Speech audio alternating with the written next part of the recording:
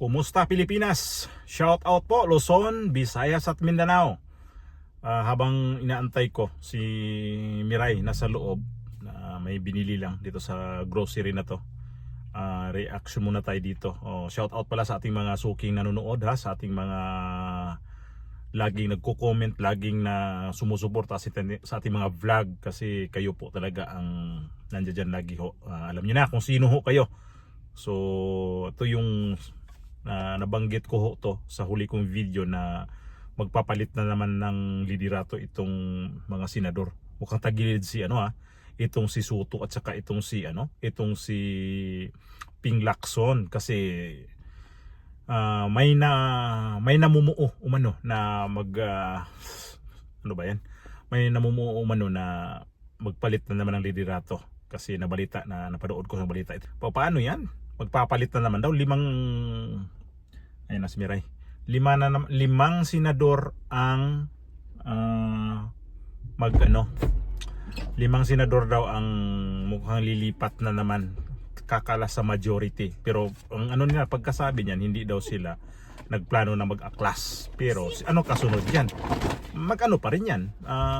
Talagang kung nadismaya to sila sa pamuno ni Tito Soto at saka dito kasi sila ngayon sa nagkaroon ng initan dito sila sa hearing dito sa Blue Ribbon Committee na kaya nagpalit sila ng liderato noon ni Chis Escudero. Nasabi ko na to, akala ho nila ay maayos nito ni Tito Soto. Yun pala parang lalong lumala.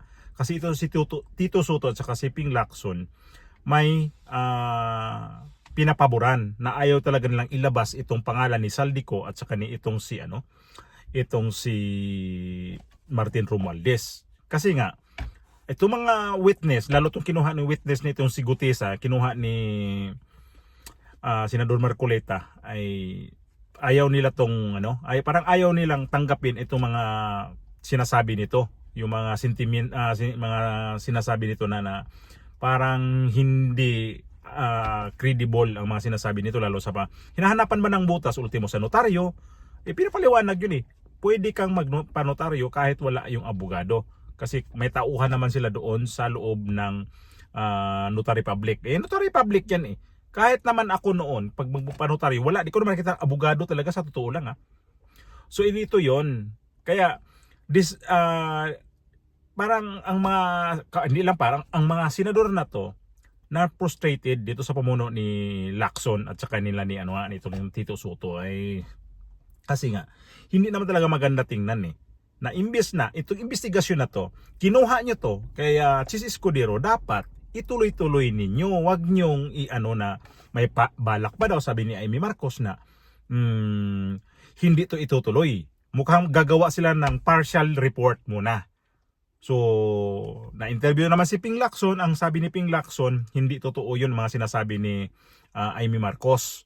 Kailangan daw si Amy Marcos makinig o a-attend siya sa Senate hearing dito sa Blue Ribbon Committee. Ang ginawa ni kasi nga daw hindi ito nagbabasa sa mga group chat itong si Amy Marcos. Si Amy Marcos ngayon lumabas sa kanilang sa kanilang group chat. So wala na siyang pakialam dito kung mamonitor pa ba niya ang kanilang mga usapan. So hindi natin alam kung kailan ito magpalit. Baka sunod Lunes, itong Lunes na darating, baka pag nila bulaga na naman kasi ganyan karamihan Pag galing sa weekend, doon sila magpalit ng mga liderato. Nangyari na yan, di ba? So ang ko rito sa mga senador, bakit na hindi kayo satisfied dito ni Tito Soto na yun ang gusto ninyo, lalo to si Mig Subiri di ba 5 sila nito na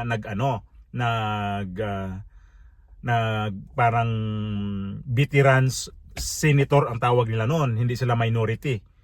Pero ang ang 5 tapos 19 yata yung majority, pero ang bilis, di ba, nagpalit pa rin. So ito ngayon ang majority nito is 15.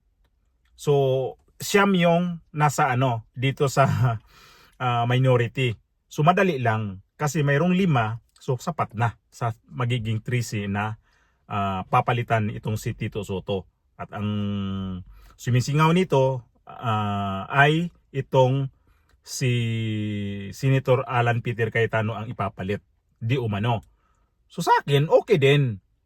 Kaya lang sana, inisip nyo yun nung bago kayo nagpalit ng Senate President na si Tito Soto ang inyong ilagay kasi alam nyo naman, si Tito Soto, ambisyoso ho ito. Nanalo nga lang to dahil doon sa kanyang mga budol din na sinasabi na kapag nanalo siya, yung sweldo niya hindi niya tatanggapin ang buong sweldo sa kanyang pagkasenador nitong itong entero termino niya.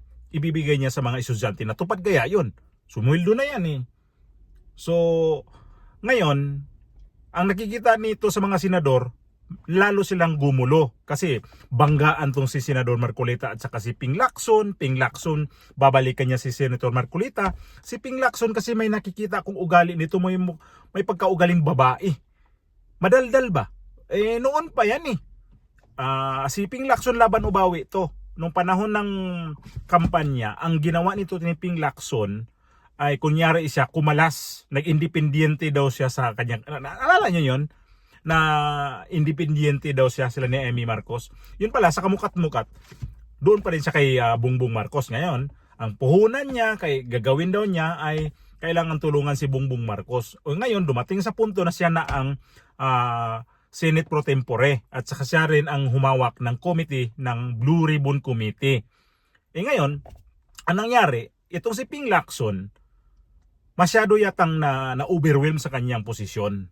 Kaya medyo yumabang itong si Ping Lacson. Ito si Tito Soto ganun din, yumabang din. At saka alam nyo naman kung talagang ang gusto ninyo ay palabasin talaga ang itong nangyari ngayon, itong mga flood control, itong mga insertion ninyo na nakikita.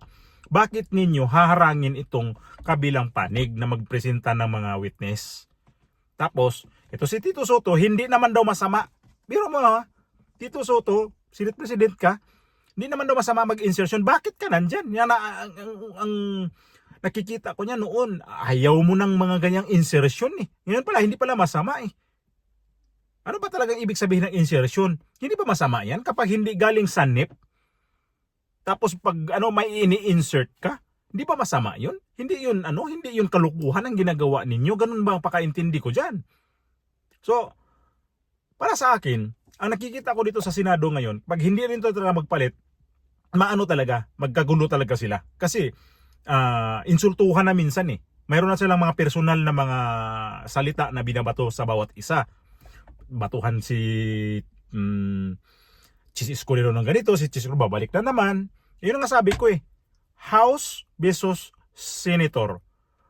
House of Representatives, mga congressman versus mga senador. Senador versus congressman, congressman versus congressman, senador versus senador.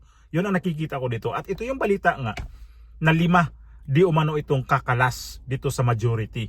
So 5, ilan na lang matira sa kanya? 10. So dito sa kabila, majority na talaga sila kasi ilan lang kukunin nila eh. 5, no? Tama ba? 5. So, madali na. So, yun ang nakikita ko dito na hindi talaga to manahimik itong kabilang side. Sana naman, pag napalitan to lang ni Alan Peter Cayetano, ay magkaroon din ng linaw itong kung saan talaga pupunta itong investigasyon sa Senate Blue Ribbon Committee. Kasi yan ang hinaantay natin eh, na matapos yan. Sana naman, kung ano na umpisahan ni Marcolita, kung si Senador Marcolita ang magkaroon pa ulit ng Senate Blue Ribbon Committee, magkaroon ng linaw na o kaya wait lang, o siya pa rin ang hawak ng Senate Blue Ribbon Committee, di sana magkaroon na rin ng usad na tong pag-iimbestiga nila kasi ang sagwa tingnan eh, magpalit sila tapos ang pagpalit magkaroon pa rin ng problema dahil hindi nagustuhan sa iba. So antayin natin sa Lunes next week kasi magwi-weekend, makikita natin kung ano ba talaga ang magiging outcome nitong investigasyon sa Senate Blue Ribbon Committee. Kasi si Ping Lacson ayaw na diyan ng ituloy. Diba sabi ko nga, gagawa daw sila ng temporary report para kapag siguro makakita na naman sila ng mga imbestigahan yun na naman, ipasok na naman nila yun. Para sa akin, magpa-partial kayo, mag-report na ang dami pang nakikita nyo na kung sino ang dapat nandyan eh. Tapos isabi na daw itong si Saldico at saka si Martin Romualdez, dapat lang kung mapalitan to, tapos si Martin Romualdez at si Saldico mapalitan to, si Marcoleta ulit ang Blue Ribbon Committee. Tingnan natin kung hindi to pupunta tong mga to, o kaya si Martin na lang, kasi si Saldico wala naman talaga sa Pilipinas na yan, kung hindi lumayas tong si Martin Romualdez. So abangan natin